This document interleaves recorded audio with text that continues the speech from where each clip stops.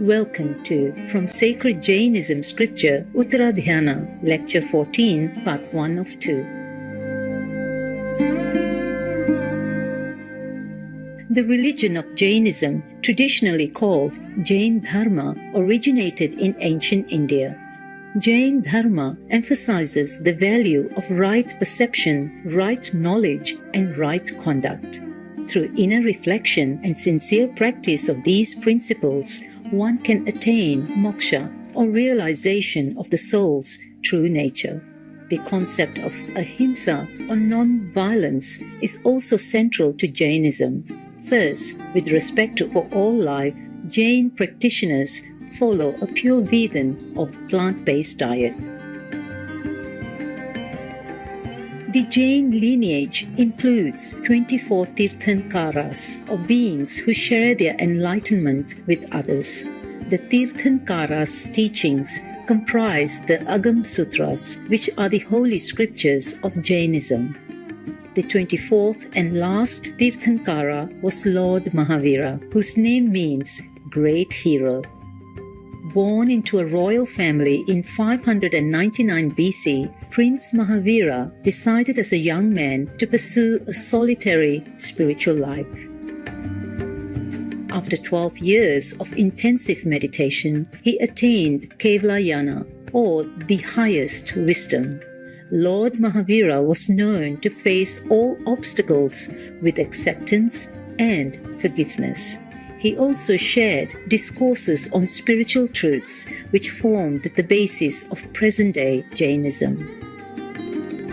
Supreme Master Ching Hai has paid tribute to the spiritual greatness of Lord Mahavira during lectures given in Taiwan, also known as Formosa, on various occasions. I don't know if anyone in the history of mankind could have done or could be doing or will be doing such an asceticism, such a sacrifice like the Lord Mahavira. We really salute him and are grateful. To all that he has to endure for enlightenment, for the sake of others, yes. All these sufferings are not for naught. They would benefit the world in some way or another, even without the Lord Mahavira knowing, or even without the world people knowing or being grateful for. We now invite you to listen to excerpts from the 14th lecture of Uttaradhyayana, one of the most important scriptures in Jainism. In this lecture, two sons speak to their father, the Brahmanical Purohita, chaplain, about their determination to be monks.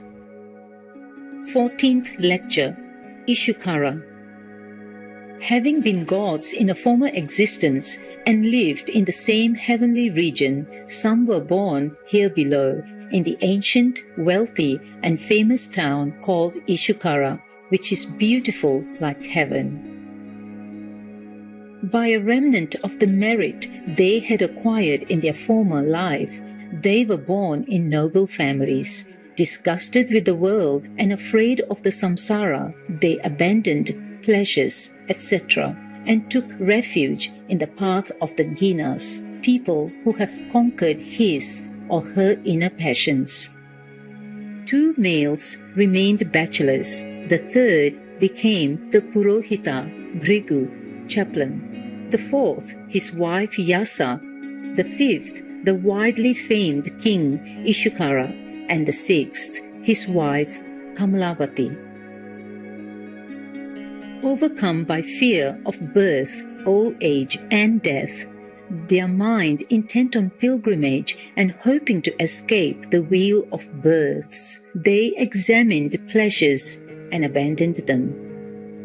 Both dear sons of the Brahmanical Purohita, who was intent on works, remembered their former birth and the penance and self-control they had then practiced. Averse to human and heavenly pleasures, desiring liberation and full of faith, they went to their father and spoke thus. Seeing that the lot of man is transitory and precarious, and that his life lasts not long, we take no delight in domestic life. We bid you farewell. We shall turn monks. In order to dissuade them from a life of austerities, the father replied to those would-be monks.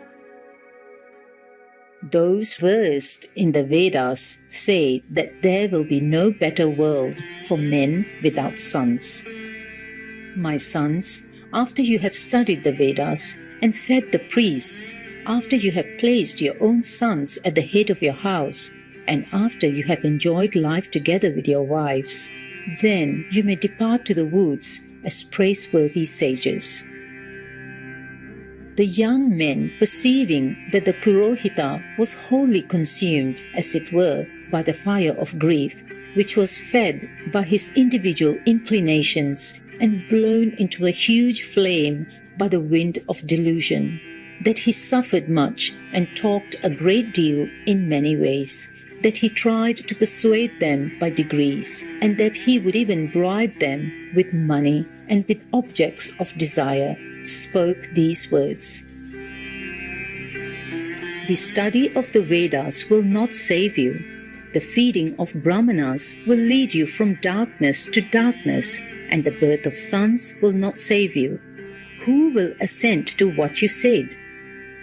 Pleasures bring only a moment's happiness, but suffering for a very long time. Intense suffering, but slight happiness. They are an obstacle to the liberation from existence and are a very mine of evils. While a man walks about without abandoning pleasures and grieves day and night, while he is anxious about other people and seeks for wealth, he comes to old age and death. I have this and I have not that. I must do this and I should not do that. While he talks in this strain, the robbers, namely time, drag him away. What foolishness is this? Great wealth and women, a family and exquisite pleasures, for such things people practice austerities. All this you may have for your asking. What avail riches for the practice of religion? What a family? What pleasures? We shall become Shramanas, monks, possessed of many virtues, and wander about collecting alms. As fire is produced in the arani wood and oil in sesame seed, so, my sons, is the soul produced in the body. All these things did not exist before.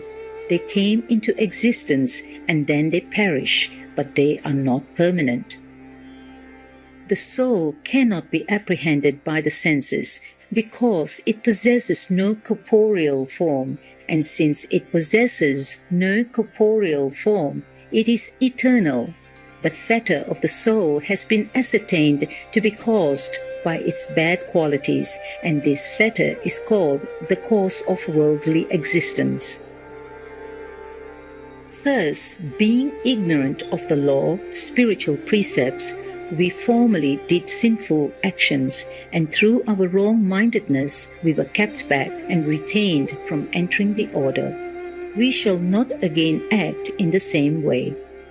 As mankind is harassed by the one and taken hold of by the other, and as the unfailing ones go by, we take no delight in the life of a householder.